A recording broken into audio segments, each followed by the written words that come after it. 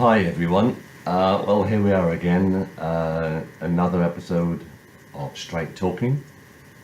Joined today in that corner, popping up occasionally, is Sapphire, one of the 4 rescue cats here, and I'm sure I'm sure she'll pop in, and one or two others may join us. As you'll see, I've got a few sheets of paper here, which I've decided to write notes in most of my chat today, because there's so much to think about and talk about, and my memory isn't as good as it should be at the moment. I've got it on my mind, so it's been a very busy few weeks with a lot of emotions and drama and achievements also. So I thought, well, rather than try and discuss it, I'd write it down when I could and put it the way I want it. So excuse me if I sort of read it like a newsreader and not like ad-lib show. So anyway, this is what I've written, and I'm actually going to put this out to all my contacts as a written story as well, and also post it as a written story so anyone can download it rather than just with the video. So it's like reading the 6 o'clock news. Here we go anyway, with the help of the cats. Continuous nights running still, torn between sleep with nightmares and awake exhaustion. I doubled the meds and not noticed the difference. I wanted to get this latest video talk out there and leave a few days to prepare for my music on Saturday, the next Saturday gig, which I'm really excited about. That's Night Fever. I'd like to thank everyone who has supported and endorsed and backed that project. You've all been absolutely fantastic. There's too many to mention, but I'm just proud of you all. Thank you. One thing I've said here is day by day, week by week, month by month, it's so hard when you're the only adult you see in the house apart from your own reflection. It's so true. It is one of the biggest battles. This time around with so much to cover, I'm not focusing clearly enough on my own mind to feel able to ad-lib, as I said, so I certainly couldn't do an entire video chat, so I thought I'll script it and supply it in both formats, which is what I've done. Hopefully we'll get all this into the regular half hour. I'm just back from a long overdue counselling therapy session. I thought it a good time to reflect on recent events, being as they were so full of highs and lows, setbacks, triumphs, crossroads, new directions, new partnerships forged, friends bonded with, and the final realisation of whom were going to go the distance with me and who would not. I've always been open and brutally honest about my life and its experiences living with my CPTSD, because how else is anyone going to understand or realise what it's like to survive with mental health disability? I am lucky, I guess, about being able to write about it, as many cannot find the strength to do so. So that's why I hope and pray that my own sharing will help to raise that awareness, and doing so help so many others who deserve that. I think it's so important that talking about mental health should be very much spoken by those who suffer from disability, or those highly qualified to do so. And public shows about mental health should be regularised or regulated by groups such as mine, because I've heard some awful off-the-cuff comments made on national, regional, local radio, TV, social media by inexperienced presenters, people who should know what they're talking about but haven't done their research, perhaps. With so many personal traumas to find closure on before I can even accept to tackle the impact of the Horn of Africa famine crisis, there is one thing I really must do, then walk away from. So this is my final comment on the subject. Counselling and therapy have helped me identify the long journey and the trigger impact events along the way that have led me to this day. I think it shook me that I suddenly saw the truth, the realisation that all the things I had hidden away, absorbed and buried the pain of, accepted self-blame, turned inward and against myself, were suddenly there in black and white. 26 serious traumatic events in a period of 12 years. When I talk about serious traumatic events, I'm not simply talking about day-to-day occurrences. I am talking about major, life-changing, impacting events. It's a little bit like the term ELE, E-L-E, extinction level events, because these things do literally erase the ability to function and continue with a normal life. One of those early events, for example, was back in November 1989. My girlfriend and soulmate at the time, a fit, healthy go-getter with an incredible spirit for life, died suddenly within a period of 4 days after feeling ill due to a rare disease caused by a mosquito bite. Just shortly afterwards, my beloved dad, having returned from the hospital with a clean bill of health, just sat down in his favourite chair and passed away in his sleep.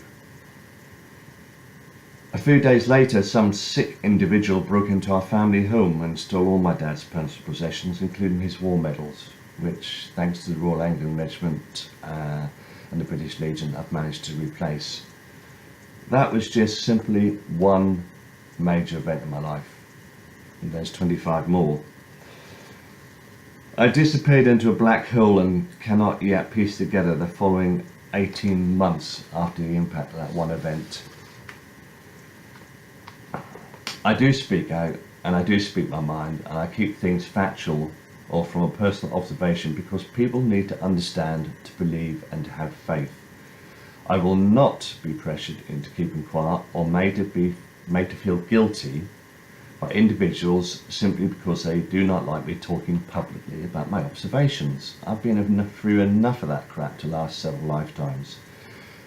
This is the last time I shall, or wish to, mention this particular matter. I'm sure that the business in question have their own goals in life, and I wish them all the very best with their agenda.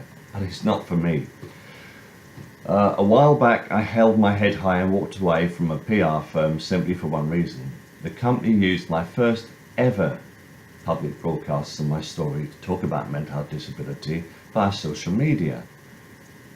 And I'm sure you'd understand and realise how much that took for me to do after 5 or 6 years of living with this mental health disability, living with complex PTSD, and leaving the home, leaving my safe house to talk about this, and actually going out in public.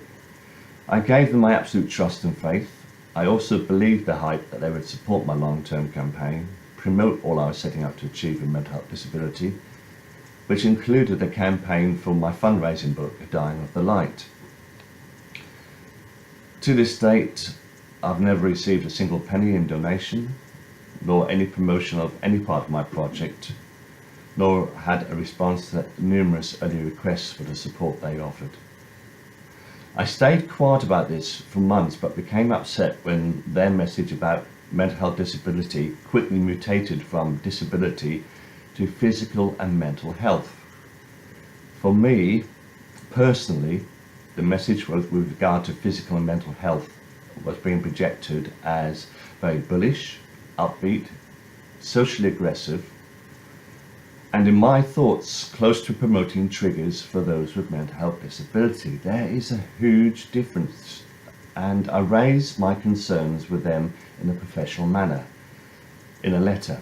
I was then subjected to a lot of implied verbalization by them on social media. I reported my thoughts and observations to Mind and Time to Change and Better Together and other mental health discussion groups to get some feedback in the meantime, as I became aware of people being triggered by comments such as, "All you need is a kick up on the backside," being made in public on a show on social media. A couple of weeks ago, I finally spoke out in public simply because I felt the need to. I made it quite clear that in my personal opinion, while physical and mental health were vital parts of anyone's lifestyle, they were not any form of a long-term cure for mental health disability. In fact, they're only a later part of any long-term mental health recovery. I welcome and support anything that generally underpins long-term recovery from all forms of mental health disability, but it was my considered personal opinion that mental health disability was being trivialized with a very American social media marketing mythology with its branding and buzzwords. That's my personal opinion. I'm entitled to it. However, when my thoughts were again aggressively commented on online, a number of people associated with my thoughts and views and also stood up, which gave me some strength and encouragement. I noted a number of questions remained unanswered by the person in question, and I formed a personal opinion after hearing from other individuals that this was a firm that I simply did not want to be associated with. It's as simple as that. It's nothing personal against the person or persons involved or the company involved. This is my choice. I don't believe it. I don't want to be associated with it. All my life has been about the true factual impact of events. I even once, many years ago, worked for an American company that was very much driven by marketing and trained methodology. I didn't like what I saw or learnt, so I left. Maybe because of my own experiences, I've seen so much of the worst in life that I'm oversensitized. Maybe I tend to overreact or speak out too quickly. I don't know. I'm not perfect. Not by a long way. Nobody is. But the only thing I have learned from 6 years of counselling, therapy, support, rebuilding is to speak my mind, stand my ground, and walk away from situations or individuals I do not believe in. So that's my choice, that's what I've done. As the infamous Star Trek quote stated, "It's life, Jim, but not as we know it." Back to life as it is now then, I can see that so many have lost faith because of the hypocrisy of the system we live in. One rule for the wealthy to live beyond the law, and another for the working class to live under the heel of austerity. I have for most of the year talked at length about the subjects of loneliness and isolation, both in my blogs and my videos, exploring how important these are to anyone with any form of mental health disability and how urgently they need to be addressed as sources of trigger events. I've had so much experience personally of that, and it's not a nice place to be. I was really glad to see that the second Lowestoft Town Mental Health Conference picked up on this crucial subject. I would love to have talked at this event, but I was already overcommitted getting things ready for the first Saturday gig project at the Lowestoft Town Football Club. But well done for all those that went to the conference, supported it, talked at it, and helped to raise awareness. For all the positives and brief highs, there seem to be so many dark places with hands reaching out to drag me back. Was it really only a month ago that I reached the point of no return, a massive crash after the trigger event of a threatened third DWP assessment? I lost the first 4 days in a dark cloud of alcohol, distress, overwhelming emotion, much more. I wanted just to self-harm and take my own life. It is a moment in my life I finally ran out of energy and belief. I finally could do no more in this harsh and cruel environment. It was at this point I turned to people I trusted within the mental health group for urgent support, having seriously considered suicide as the only way out. I was numbed that my appeal for support was ignored by some individuals, but proud of the fact that others turned around and gave me the help, support and friendship that I needed to survive that. It was quite an experience. It was at this time I finally found out who my true and genuine lifetime friends are. Also those that I could finally rely on, trust, believe in and gain support from. There were one or two surprises and shocks, and here comes the cat. That's one of the surprises. And I had to do a quick reassessment of my own needs, how to move forward, whom to give 100% to and whom to quietly walk away from. I've addressed this question with a number of people and looking forward to sitting down and discussing it with them over coffee and negotiating, talking about finding a way forward. I think it's important that if things are ignored, they need to be raised as questions and talked about, because other people need help too. A few weeks later, even without the picture, the pieces of the invisible jigsaw are dropping into place. I understand, accept, and have come to terms with that my illness will affect the whole of my life, and some parts I may never find closure on or come to terms with. I understand also that my life has defined and rigid limitations beyond which I cannot step or be pushed or be admonished on. To do so would be giving in to the pressure from others to do what I cannot. I know what the outcome would be. I don't want that.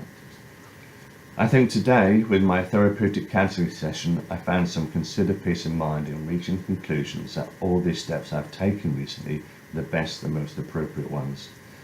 I have accepted my limitations in life, focused on the things that lay my long-term recovery, associate myself with invaluable and important colleagues, friends, business associates, and much more. I guess people like Kinsey Foster, Robert Fairclough, Dawn Tomlin, Rosalind Boyce, Glenn Mansip, Todd Sullivan, Paul Ward, so many others. There's too many to mention, but I just want to name check a few that I've worked with, been supported by, and helped me to carry this forward. I'm now singularly focused on my long-term lifetime campaign to raise £250,000 for mental health disability projects in the community, and towards developing my foundation of working with music as a key part of that project, also my own survival and recovery. Recently, I was so privileged to meet with the board of directors at Lowestoft Town Football Club, and we hit it off immediately. The club was stepping back from the brink of financial disaster, and now with a strong, experienced and knowledgeable team, we're moving forward with some exciting, focused proposals for the future. In recent weeks, the announcements have all been strong and positive, with a thrilling new town footy team being built on a new foundation, and everyone is looking forward to this brand new season with excitement and positivity. I was overwhelmed by the warm and welcome reception I received, and my first impressions of the Super Club was one of overwhelming potential. At long last, I felt that I found the perfect venue to develop my own music show ideas with the right sound and lighting to create something very special and individual at the same time. This will be a very positive funding event long term for my own charity and for Lowestoft Town Football Club. It's a perfect combination, and I hope and pray that everyone will support this. It's very ambitious, it's dedicated, and it's genuine. For 2 weeks, the Lowestoft Town Football Club team, including directors, my own friends, all others involved in the club, just mucked in to help build what we now consider one of the best sound and light shows in East Anglia. In fact, it's one of the finest sound systems in the UK.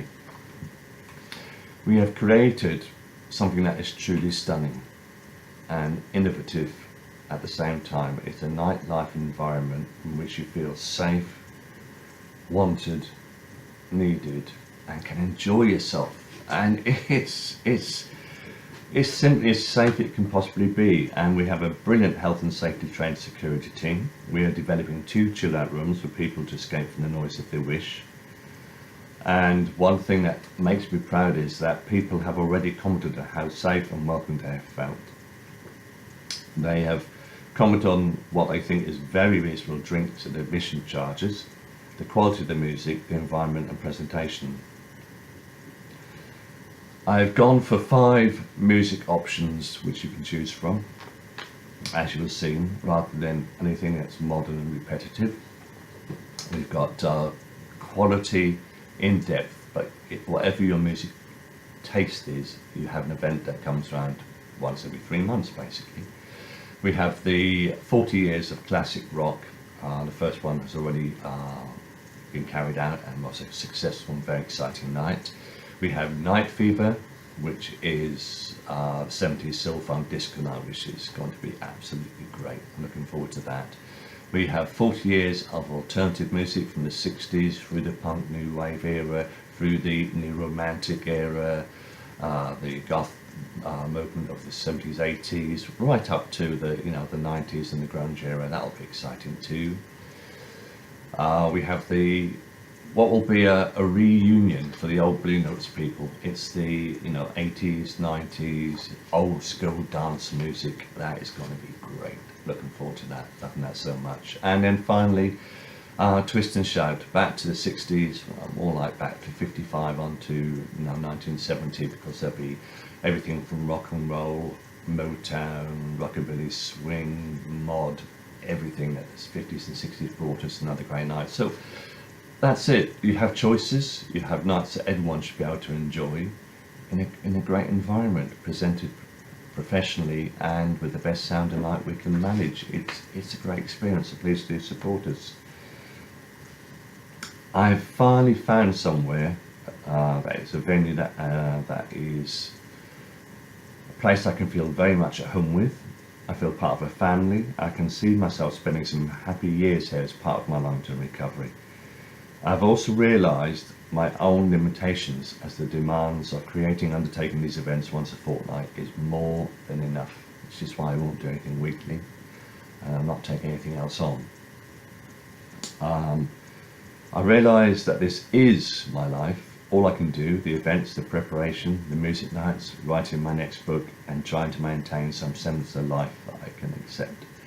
And Sapphire quite agrees, don't you, Sapphire? So I do all the other cats.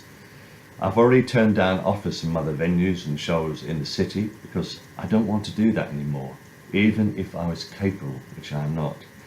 Here in Lowestoft, with its community and close friends, some very special and unique individuals, I have a measure of happiness and contentment such as it is. The people who support my campaign are not only amazing in their own right, but a number of them are also affected by their own mental health challenges. Their determination and courage to turn out and support and enter public events has to be praised. I'm greatly humbled by that. The whole of my campaign, everything that's been part of my journey, was summed up in the first gig in one brief moment. Chaz House, a really amazing guy from Leicester who has been following and supporting my campaign for so long. I will talk more about him shortly, but on the day of my first gig, wow, he travelled 500 miles in a round trip to attend the gig, to give his support and thank us for saving his life via the mutual strength of my own journey and individual stories. What can I say? One of the most precious and humbling moments of my life. A guy with mental health disability, with PTSD, like me, confined to his own limitations, travels 500 miles simply to be with us on our fundraising night, on our first event. That is commitment, that is courage, that is quite remarkable. We truly made a difference that night, and that's what matters. It's all that matters. I gave the first gig 150% as always, and always tried to push the boundaries to make it extra special. I do my best, that's all I can offer. There was a rude awakening reminder of that fact the day after.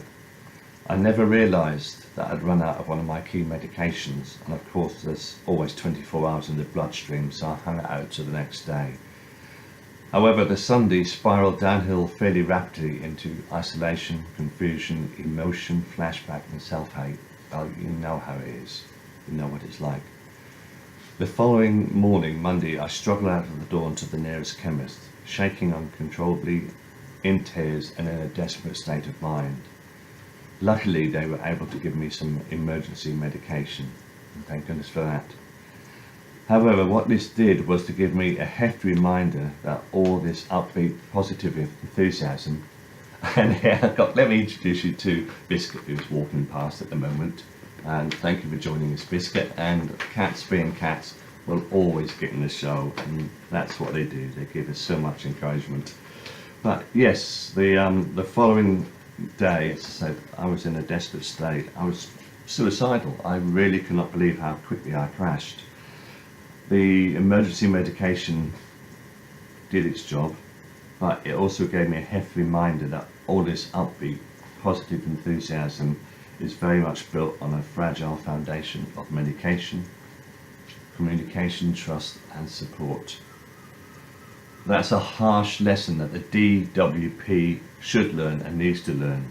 They only see us when we're taking our medication, not the living reality of how it is without it. I'm going to finish this talk on a high note tonight, talking about these two amazing individuals who are changing their lives. I'm proud to share a friendship with these people. I'm smiling a lot as I talk about this because Biscuit is now upside down, legs in the air, wanting his tummy tickled. You know, they keep a brightness to life. Anyway, these people I'm proud to share the friendship with through sharing my own stories and seeing them follow their own path of standing up for their right to quality life is humbling and rewarding. Amazingly, I have reached the last page and we're almost on to the half hour, so we're not doing too bad. Chaz House. Hi Chaz, you are a very special individual on your long-term recovery from your own PTSD. We have shared conversations on a mutual understanding for so long now. I've talked about your courage and determination about leaving your safe house and driving 500 miles to attend our first event and stand shoulder to shoulder with us. I'm so deeply and profoundly humbled by your commitment and your passion for change. You are a remarkable and inspirational guy. Mark Casey. Hi Mark. Mark is a genuine and talented guy with a real zest for life. I noted that he studied philosophy and English literature from 2003 to 2008 and was awarded an accolade for most distinguished performance by the UEA. I don't know Mark's full-time career details or what he's done, his full life story, only that he has travelled to hell and back with numerous problems impacting on his mental health, which left him in a broken state of mind. I have watched his continued messages with interest as he fights back and claims his own right also for his own personal quality of life. I received this message last night. Comfort zone? What comfort zone? I'm effing well doing it. It hurts like hell, but will not be held back anymore. Was on my way to graduating from here with a start first 12 years ago. No X is going to stop me now, stop me making friends or going out at night or joining the contemporary music society I love. Now, this is my time. Wow, well done Mark. That is fantastic. You see, real people with real experiences of life, fighting for right of life, fighting for right to life, simply because they're finding the courage to stand up, speak out, and not be alone. I just feel overwhelmingly humbled by their stories, and I'm aware there's so many more that are out there like this, like these two people and myself, who are fighting every day for the chance to be understood, respected, treated with compassion, and to have the chance to enjoy as normal a day and time as we can. I've got my close lifetime friends around me, including Roz and Dawn and Robert and Kinsey, all with mental health disability, all who I'm so proud of, all who would give their lives for each other's, and vice versa. You know, it's amazing what we're doing, what we're happening, and the people coming forward. Life can never be the same again. Let's cut to the chase. The damage, the scarring is for life. There is no perfect cure. There is a way back from the brink. We learn how to deal with it, to handle it, to manage it, to cope with it, and to regulate what we're doing and accept the limitations of what we can do. This is the time to do it, the moment to do it, and for me very much the time of my life.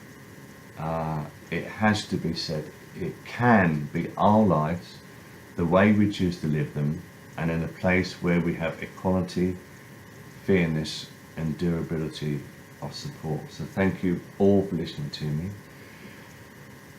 Thank you for sharing your stories. Well done to all those that are standing up to be counted and speaking out.